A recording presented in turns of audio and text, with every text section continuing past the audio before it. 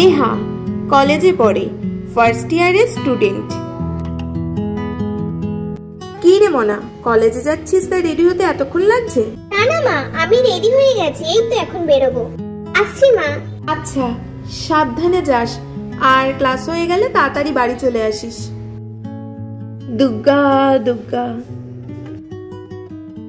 Neha college যাওয়ার উদ্দেশ্যে বেরিয়ে পড়ল।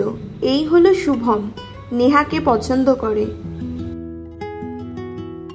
নেহা বুঝতে পারল প্রত্যেক দিনের মতো আজকেও শুভম নেহাকে ফলো করছে। কি ব্যাপার বলুন তো, কয়েক মাস ধরেই দেখছি আপনি আমাকে ফলো করছেন। আসলে আমি তোমাকে ভালোবাসি, আমি তোমাকে বিয়ে করতে চাই। প্লিজ আপনি চুপ করুন, আমি আপনাকে বিয়ে টিয়ে করতে পারবো না। আমি একজনকে ভালোবাসি, বিয়ে করতে হলে তাকেই করব। আমি যেন আপনাকে কালকের পরের থেকে আর ফলো করতে না দেখি। কলেজ শেষে নেহা বান্ধবীদের সাথে গল্প করে বাড়ির উদ্দেশ্যে রওনা দিল। নেহা আমাকে রিজেক্ট করে দিল। আরে আমাকে সব মেয়েরা বিয়ে করবে বলে পাগল। আর এদিকে না না, এই ইনসাল্ট আমি সহ্য করবো না। দেখে নেহা, তুমি যাকে ভালোবাসো আজকের পর থেকে সে তোমাকে আর বিয়ে তো দূরের কথা ভালোবাসবে না। বাড়ি ফেরার সময় সামনে আবার শুভমকে দেখে নেহা বলল, এ কি আপনি? শুভম কোনো কথার উত্তর না দিয়েই একটা শিশি বার করলো। অ্যাসিডটা হঠাৎ ছুঁড়ে নেহার মুখে মারলো। আস্তে আস্তে নেহার মুখ ঝলসে গেল।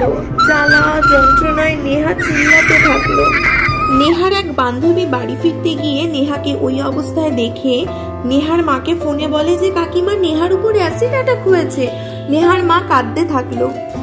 অ্যাসিড অ্যাটাক হওয়ার পর প্রথমবার নেহা নিজের মুখ আয়নায় দেখে ভয়ে চিৎকার করে ওঠে আর কাঁদতে থাকে।